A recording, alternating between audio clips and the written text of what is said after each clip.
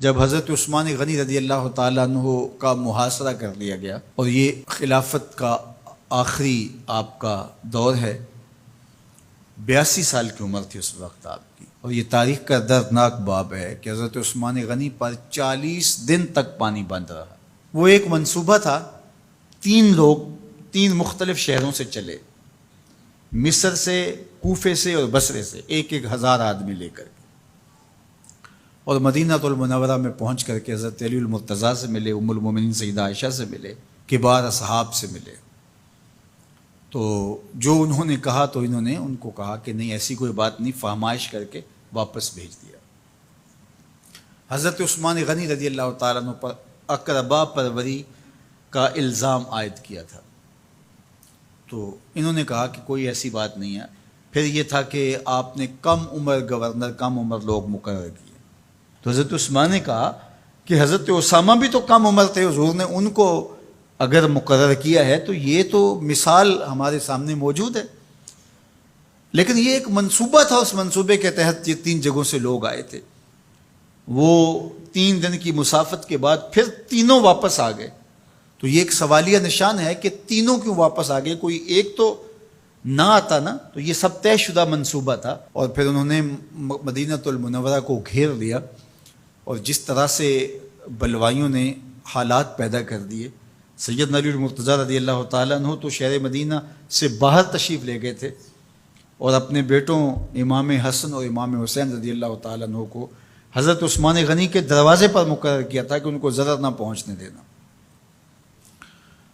اب 700 صحابہ اجازت طلب کر رہے ہیں کہ آپ ان بلوائیوں سے نپٹنے کا میں جو ہے وہ اجازت نامہ مرحمت کریں، اور بہت سارے لوگ تو حج پہ جا چکے ہیں۔ 18 ذی الحج کا واقعہ ہے جب آپ کی شہادت ہوتی ہے، تو وہ حج پہ جا چکے ہیں، تو جو یہاں موجود ہیں وہ اجازت طلب کر رہے ہیں، لیکن حضرت عثمان غنی رضی اللہ تعالیٰ عنہ نے کہا کہ نہیں، میں ایسی اجازت نہیں دوں گا۔ رسول اللہ صلی اللہ علیہ وسلم کا حرم شہر مدینہ لوگوں کے خون سے لالازار ہو، یہ میں اس کو گوارا نہیں کرتا۔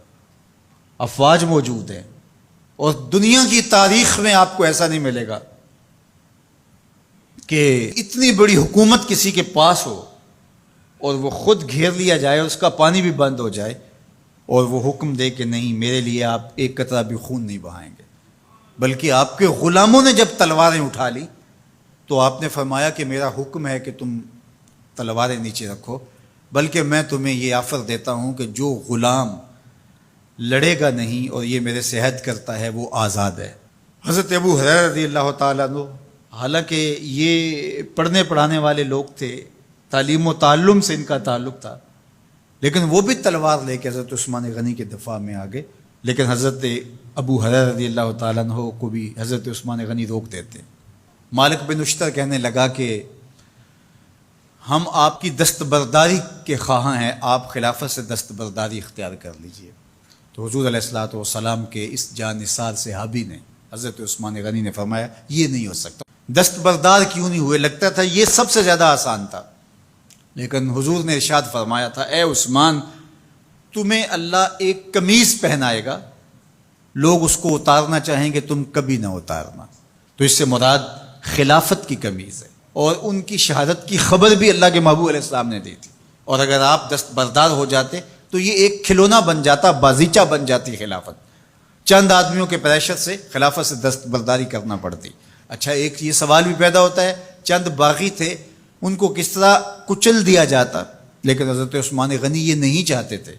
ایک تو یہ کہ مدینے کی حرمت پامال نہ ہو، اور دوسرا پورے عالم اسلام کو آگ لگانے کا جو منصوبہ تھا، 3 مختلف شہروں سے 1,000 آدمی لایا گیا ایک منصوبے کے تحت، اور انہیں لاشیں چاہیے تھیں، اور جو ان کے پیچھے کام کر رہے تھے نادیدہ ہاتھ، ان کا منصوبہ یہ تھا کہ یہاں سے مختلف سمتوں میں، یہ تینوں شہر مختلف سمتوں میں تھے، تینوں سمتوں میں جب لاشیں جائیں گی تو پورے عالم اسلام کو ہم جو ہے وہ خانہ جنگی کی آگ میں دھکیل سکیں گے۔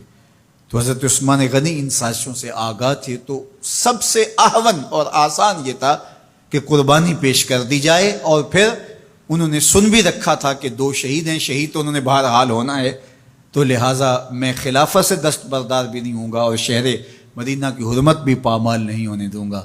اور تیسری بات یہ ہے کہ میں خود مظلوم شہید کر دیا جاؤں، تو وہ آپ نے یہ گوارا کر لیا۔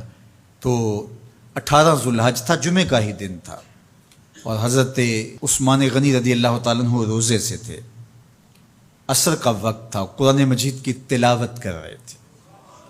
حضرت امام حسن، امام حسین اور حضرت عبداللہ بن زبیر اور دیگر لوگ آپ کے دروازے پہ پہرا دے رہے تھے، لیکن باغی پچھلے گھر سے دیوار پھلانگ کے آپ کے گھر میں داخل ہوئے اور تلوار سے وار کیا۔ آپ کی زوجہ حضرت نائلہ آگے بڑھیں اور ہاتھ سے روکنا چاہا، آپ کی انگلیاں کٹ گئیں۔ پھر دوسرا وار کیا تو حضرت عثمان غنی رضی اللہ تعالیٰ عنہ کا دایاں ہاتھ کٹ کے گر گیا۔ حضرت عثمان غنی رضی اللہ تعالیٰ عنہ نے افسوس کیا اور کہا کہ تم نے وہ ہاتھ کاٹ دیا جس سے میں وحی کی کتابت کیا کرتا تھا۔ پھر اس کے بعد آپ پر 9 وار کیے گئے اور آپ کو شہید کر دیا گیا، اور آپ کا خون قرآن مجید پڑھتے ہوئے اس آیت پہ گرا، فَسَيَكْفِيكَهُمُ اللَّهُ وَهُوَ السَّمِيعُ الْعَلِيمُ۔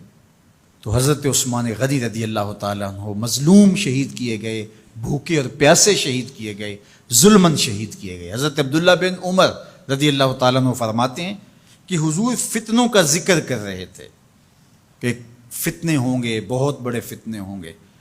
تو ایک شخص نے چادر اوڑھی ہوئی تھی اور وہ مجلس واعظ کے قریب سے گزرا جہاں حضور کچھ ارشاد فرما رہے تھے، تو آقا کریم نے اشارہ کر کے کہا اس دن یہ شخص حق پہ ہوگا۔ عبداللہ بن عمر کہتے ہیں کہ میں اٹھا اور جا کے دیکھا تو وہ حضرت عثمان تھے۔ تو میں نے حضرت عثمان کے چہرے کو پکڑ کے تھوڑا سا حضور کی جانب کیا اور میں نے کہا حاذا، حضور یہ؟ اللہ کے محبوب فرمایا ہاں یہی، جب فتنے ہوں گے تو فرمایا یہ حق پہ ہوگا۔ تو حضرت عثمان غنی رضی اللہ تعالیٰ عنہ حق کی راہوں کے مسافر، جنہیں حضور کی زبان سے شہید کہا گیا، اور شہید کسی کا انجام ہوتا ہے، تو حضور نے فرمایا یہ شہید ہوگا۔ شہید وہی ہوتا ہے جو بحالت ایمان اس دنیا سے راہ خدا میں اپنی جان قربان کرے۔ فرمایا فَإِنَّمَا عَلَيْكَ نَبِيٌّ وَصِدِّيقٌ وَشَهِيدَانِ، اے پہاڑ رک جا، تو جانتا نہیں تیرے اوپر اللہ کا ایک نبی ہے، ایک صدیق ہے اور 2 شہید ہیں۔ تو حضرت عثمان غنی رضی اللہ تعالیٰ عنہ عظمتوں کے مینار، اللہ اکبر۔ تو یہ حضرت عثمان غنی رضی اللہ تعالیٰ عنہ کا یہ کارنامہ تھا کہ آپ نے اپنی جان پیش کر کے امت کو جو ہے وہ فتنوں سے محفوظ کر لیا اور امت کو بچا لیا۔ حضرت عثمان غنی رضی اللہ تعالیٰ عنہ پہ کروڑوں رحمتیں، کروڑوں سلام۔ ہم آپ کی عظمت کو سلام پیش کرتے ہیں، عقیدتوں کا خراج پیش کرتے ہیں۔ حضور کی خدمت میں ایک جنازہ لایا گیا اور حضور سے عرض کی گئی حضور اس شخص کا جنازہ پڑھا دیجئے، تو حضور نے انکار کر دیا، کہا میں جنازہ نہیں پڑھاؤں گا۔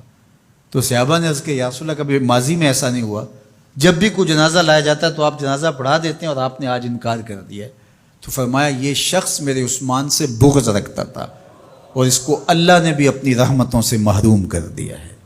حضور نے اس شخص کا جنازہ نہیں پڑھایا جو مبغض عثمان غنی رضی اللہ تعالی عنہ۔ تو اب آپ اندازہ کیجئے وہ کتنا بدبخت شخص ہے جو حضرت عثمان سے بغض اور دشمنی رکھتا ہے۔ حضرت عثمان غنی رضی اللہ تعالی عنہ سے اللہ کے محبوب علیہ السلام نے کتنی خوبصورت ارشاد فرمائی، میں اس سے حیا کیوں نہ کروں جس سے اللہ کے فرشتے بھی حیا کرتے ہیں۔ یعنی عثمان غنی وہ ہیں جس سے اللہ کے فرشتے بھی حیا کرتے ہیں، اور جو عثمان غنی کا حیا نہیں کرتا اس سے بڑا بے حیا کون ہو سکتا ہے۔ حاکم نے مستدرک کے اندر روایت ذکر کی ہے کہ بہت سارے صحابہ حضور کی بہت ساری خوبیوں کے مظہر تھے، اور سب سے زیادہ حضور کے خلق کے مشابہ حضرت عثمان غنی رضی اللہ تعالیٰ، اور خلق میں سب سے اونچا درجہ حیا کا ہوتا ہے۔ تو حضرت عثمان غنی رضی اللہ تعالیٰ عنہ حیا کے اس مقام پہ فائز المرام تھے جو انہی کا مقصوم تھا۔ اللہ ہمیں حضور کے اہل بیت، حضور کے اصحاب، بلکہ حضور کے در کی مٹی کی تعظیم بھی نصیب کرے۔ اقبال نے کہا تھا خاک طیبہ از دو عالم خوش ترست، آن خنک شہرے کے آنجا دل برست۔ ہمیں تو طیبہ کی مٹی بھی اچھی لگتی ہے اس لیے کہ وہاں محبوب جو رہتے ہیں، تو محبت تو اس چیز کی متقاضی ہوتی ہے، محبوب کی راہوں کو بھی سلامی پیش کی جائے۔ تو جو حضور علیہ السلام کے ساتھ منسوب اتنی وقی نسبتیں ہیں ان کا احترام کیوں نہیں کریں گے؟